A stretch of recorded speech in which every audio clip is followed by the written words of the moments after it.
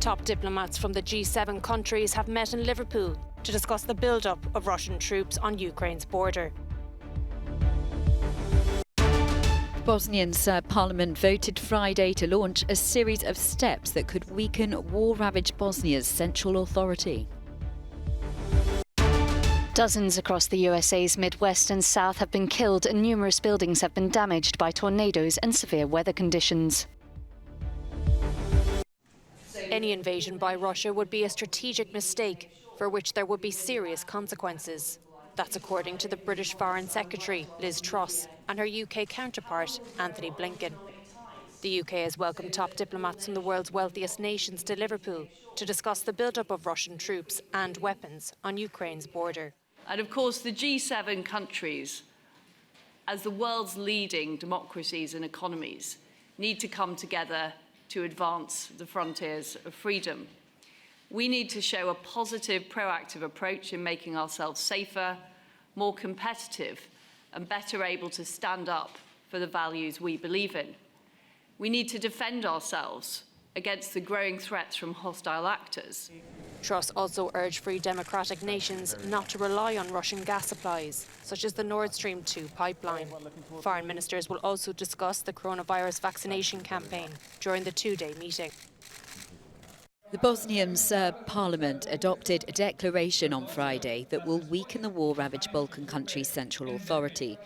Lawmakers vote on starting a procedure for Bosnian Serbs to withdraw from the Bosnian army, security services, tax system and judiciary.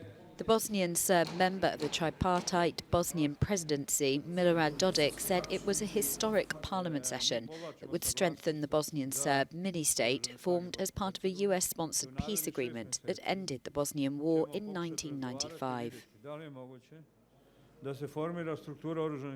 Despite the fact that it is highly unlikely that the announced changes will come into effect anytime soon, there is a fear that the current rhetoric and moves made by the authorities in Republika Srpska could push Bosnia into an even deeper crisis. During a ceremony, a member of the Bosnian presidency warned that Dodik's policies are taking the wrong path and called on the US and the EU to crack down on him and his associates.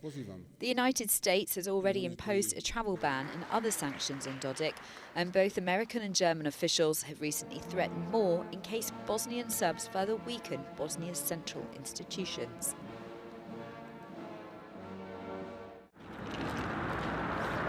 Hundreds of migrants from Central and South America were seen walking along a major route towards Mexico City on Friday. It is thought that they started their journey in Mexico's southern state of Chiapas, where at least 54 migrants died and over 100 were injured this week when the truck they were travelling in crashed. According to IOM, the number of deaths and disappearances had increased on many migratory routes across the world in 2021, including in Europe and the Americas. The UN agency says that with the case in Mexico, the migrant death toll in 2021 has surpassed 4,470 men, women, and children. The crash was Mexico's most deadly incident for migrants since 2014. The United Nations is urging its member states to help reduce the death toll of migrants around the world. The organization notes that globally the number of deaths this year is already more than the 4,236 totally recorded in 2020. According to IOM, more than 45,400 deaths have been recorded since 2014. And if this latest incident isn't a reminder for the world and for member states to agree on controlled and managed migration, it's unclear to see what is.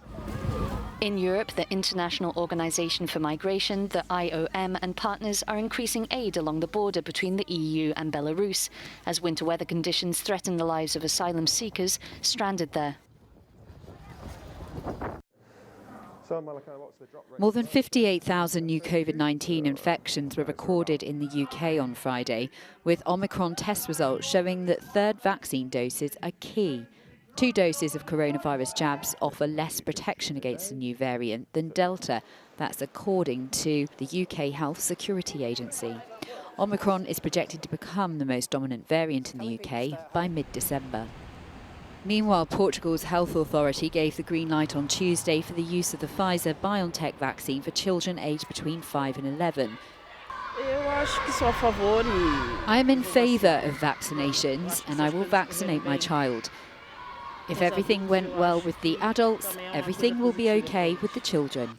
In Munich, 3/4 of the beds in the intensive care unit at Reckdeiser Hospital are currently occupied by COVID-19 patients. And the chief physician there says the situation would have been less severe if more people had been vaccinated against the virus.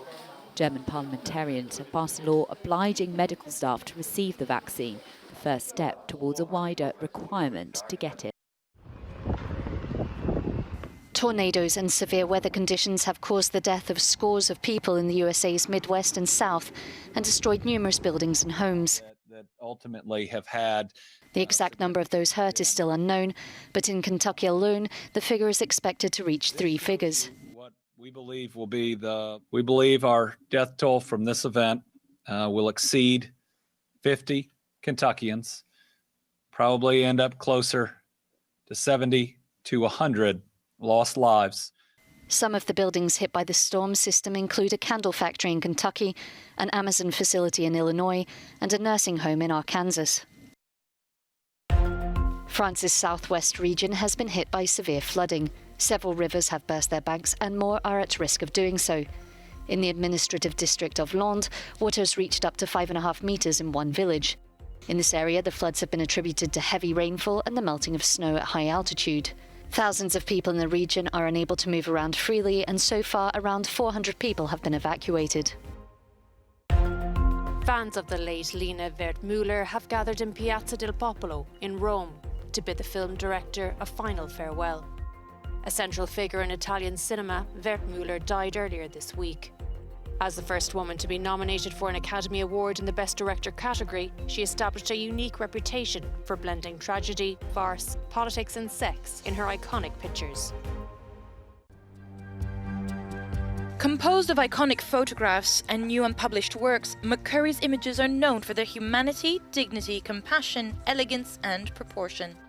The exhibition in Mayol Museum in Paris takes us on a long journey from Afghanistan to Southeast Asia and from Africa to Latin America. This vast and fascinating body of work always retains the human element that made his celebrated image of the Afghan girl so powerful.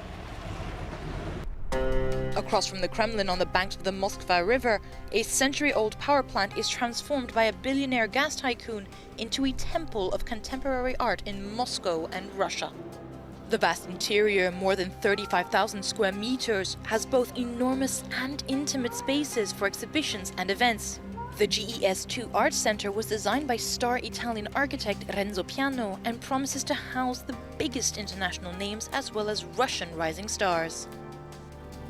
The Museo Thyssen-Bornemisza presents until January 30th the first retrospective devoted to René Magritte to be held in Madrid since 1989.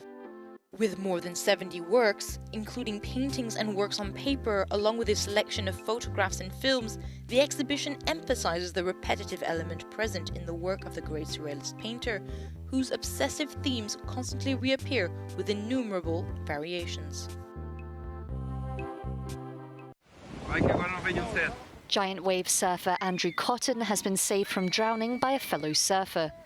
The athlete fell from his board into the water at the Portuguese seaside town of Nazaré, known for its huge waves.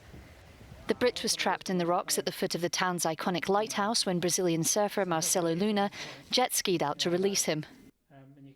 The water was so aerated, I was sort of sinking, so I pulled my inflatable vest, and then there was like a moment there. I was like, okay, right, this is definitely the worst. You know, like this can go, you know, pretty bad. Marcelo said he became aware of Cotton's distress when people started shouting. Then he realised the Brit was stuck dangerously between the rocks and the wave breaks. This place in Nazaré has always been a nightmare for us surfers. We know that. We train hard so that it doesn't happen, but it can happen, and it did. But I'm happy because I was there. Nazaré is one of the world's top spots for giant wave surfing. It is also notorious for how dangerous the waves can be. As Luna says, what matters is not the surfing, but getting all the surfers home safe.